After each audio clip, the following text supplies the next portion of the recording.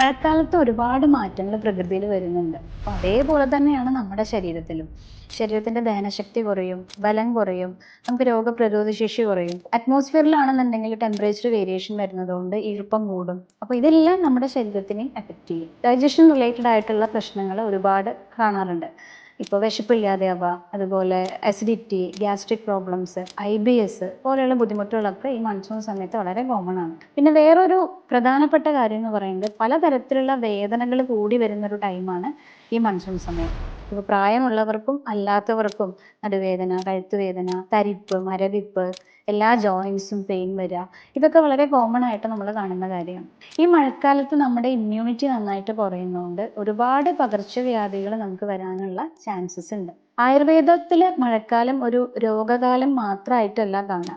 നമ്മുടെ ശരീരത്തിലുള്ള എല്ലാ ടോക്സിൻസിനെയും റിമൂവ് ചെയ്യാൻ, അതായത് ഡീടോക്സിഫൈ ചെയ്ത് ശരീരവും മനസ്സൊക്കെ ഒരേപോലെ റെജുവിനേറ്റ് ചെയ്യാൻ വേണ്ടിയിട്ടും കൂടി നമ്മൾ ഈ മഴക്കാലത്ത് നല്ല രീതിയിൽ ട്രീറ്റ്മെൻറ്റ്സ് ചെയ്യാറുണ്ട്.